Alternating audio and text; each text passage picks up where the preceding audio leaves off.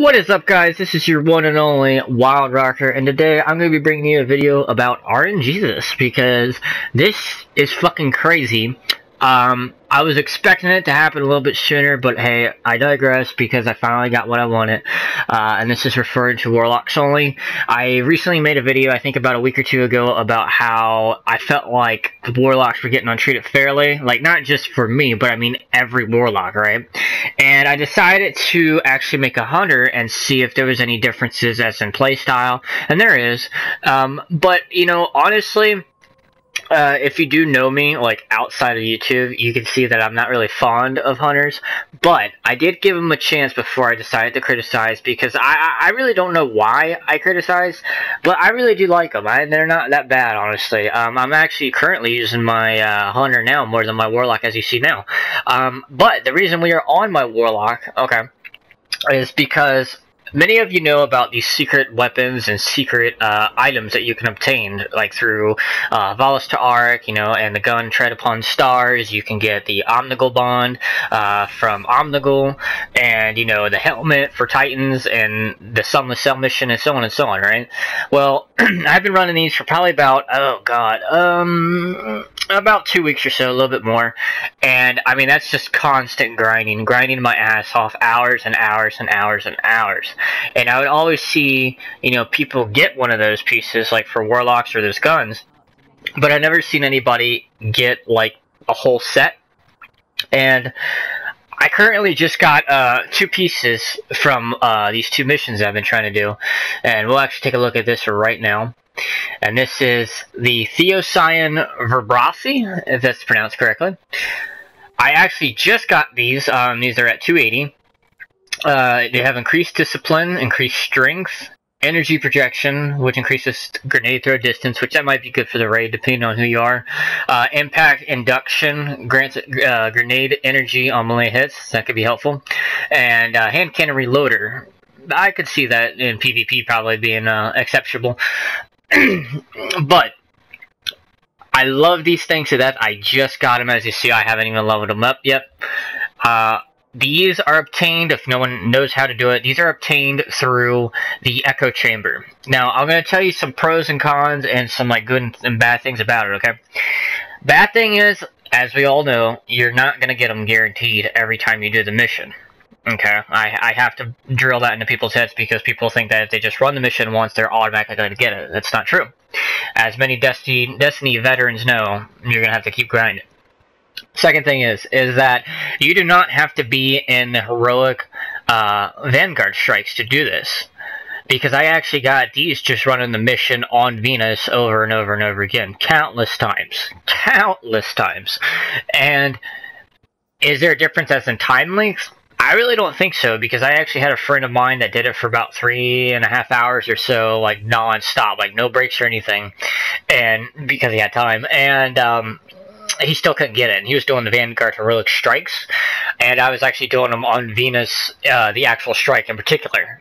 So I wasn't having to worry about, you know, am I going to get this strike? Am I going to get the Echo Chamber this round? Or am I going to get Scion Flares or Vibrissae, you know? And so they did drop on that. They did drop on that strike. It was a level, I think, 31 or 36, if I'm correct. I think it was a 36. And another thing, not only do we have these, which are fucking amazing to look at. I mean, that just looks... I've been dying to get these. The only thing that kind of is a bummer is...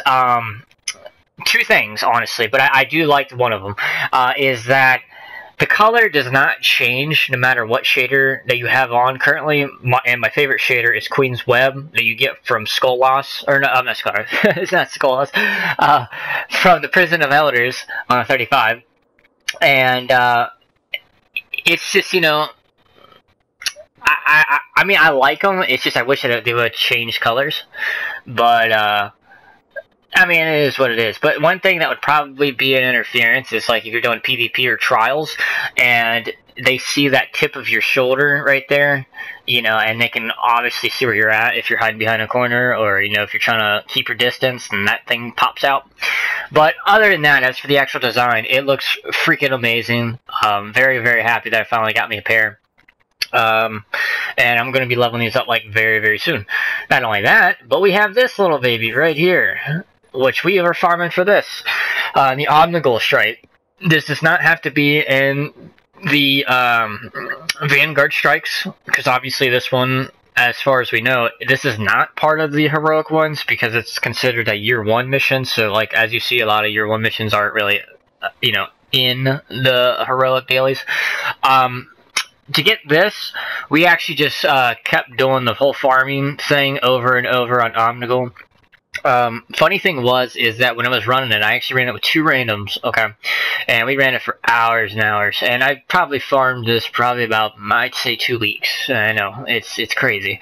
But we farmed and you also get a gun, too, and, that gun in particular, don't freak out if you keep getting that same gun, because I've already had 6 of them, and each one has different roles. I got one that's got third eye on it, I got one that's got, if you're the last one standing, increases its stability and range and strength, or I'm sorry, damage. I've gotten another one that said if there's 3 or more enemies around you as you're shooting, your reload speed and your shooting becomes more damaged, like to enemies. So I mean, they're all different. But anyways, those guns, especially the one that I got that had good rolls on it, fucking amazing. The one I currently have is the one where if the mag is completely empty, it'll automatically reload faster. And the second one was, I think it was if there's 3 or more enemies, it'll do more damage, like increased damage. So I thought that was pretty nice. Now, for this Omnigul bond, it fucking looks amazing. Oh my god. This is probably the best fucking bond I've ever seen. Holy crap. And another thing, if anyone has Glow-Who and is wondering about this bond camouflaging like with the same colors, it is the same exact colors as Glow-Who. So, I mean, if you want like a color scheme going on with the same color, there you go. Okay, for this we got increased discipline, increased strength, scout rifle focus for anyone who needs scout rifles, fusion rifle focus, I might use that, because I actually got 310 from the raid, that might be helpful, and Vanguard champion.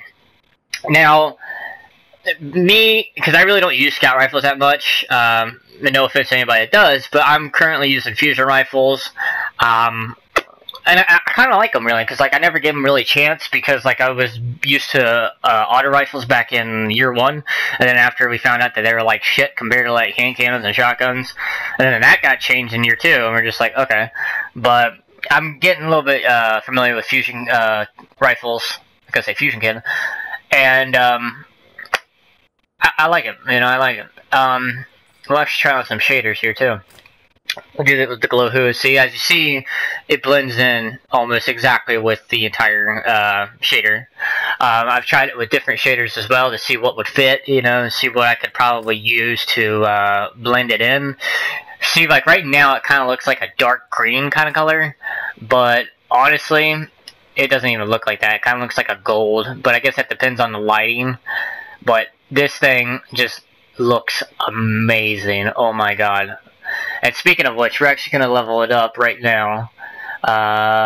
If I have any emotes to buy it, I think I do. So yeah, I've just got both of these not too long ago, only a day apart from one of another, and I am just freaking ecstatic. Like, I am so damn happy right now.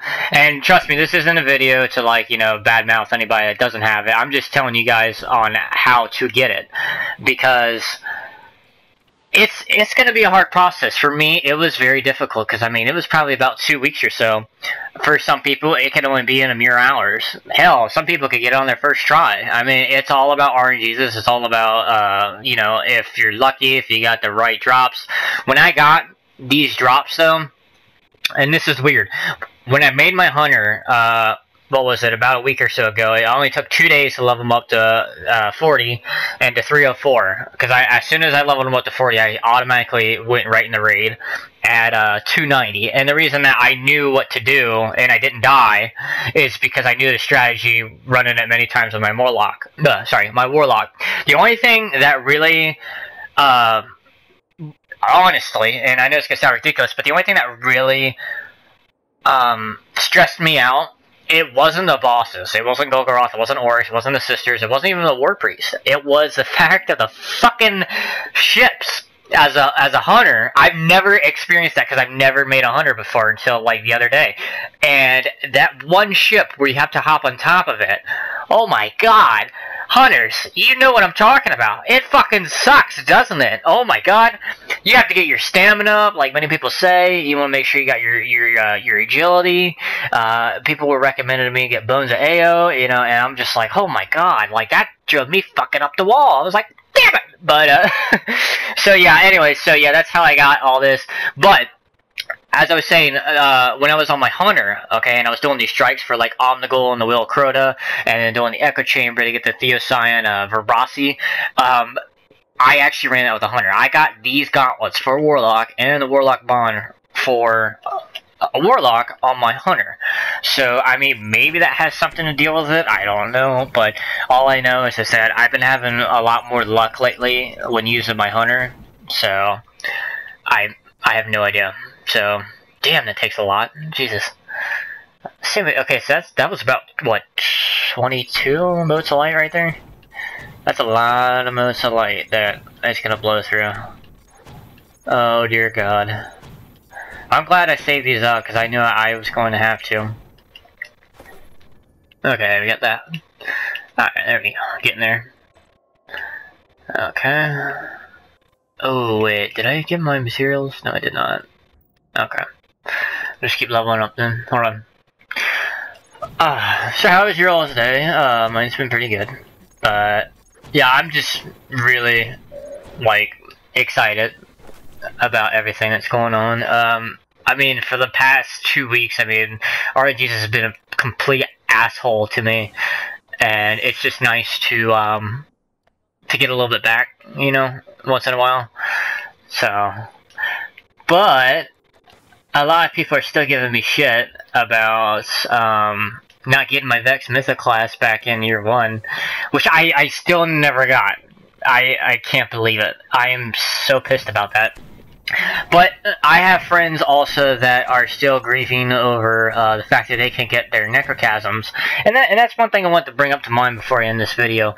Is what happens to the people that had the Embalming Orb or had Husk of the Pit, or even the Adelian Alley, but we're like only one step away from getting a necrochasm, but they can't get it because they don't have the materials that Eris originally sold.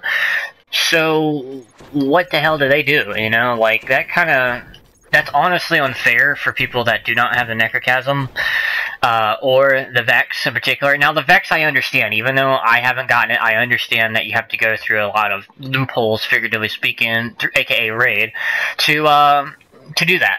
And I understand that. But as for like the necrochasm, it was just unbelievable and unimaginable, like ridiculous steps in order to get that, and that was if you were lucky. Doing the Crota raid, you know, and all that, and I got people that are still, like, having their, Embalming Orbs, their Crux of Crotas, their Adelian Allies, their Husk of the Pits, and not too long ago, back in year 1, I actually made quite a bit of videos about the Husk of the Pit, and the Necrochasm, and the Adelian Alley, and it's like, what happens to those people in year 2 that never got it, you know? Well, some people could, you know, object and be like, well, hey, you know, the gun doesn't really matter anymore because it's in year 2. Okay, true. But why the hell did they nerf it if it was going to be nerfed in year 2 anyway? You know, or I'm sorry, they didn't nerf it. They buffed it, is what they did. They buffed it.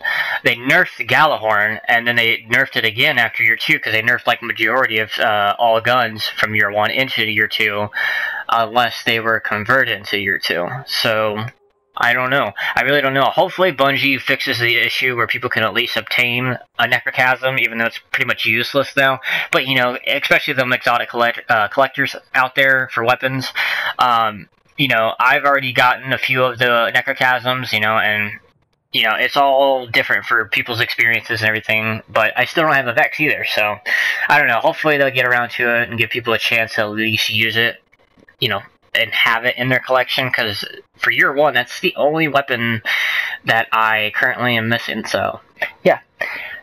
And another thing, I'm going to say this before I end the video, I have the 4th Horseman in year 2, but I don't have it in year 1. I don't know. I don't know how, I don't know why. I might have to wait for Zura and buy it if I want to collect, like, all the exotic blueprints, I don't know. So anyways, this has been Wild Rocker, and I'll see you guys in the next video. Peace out.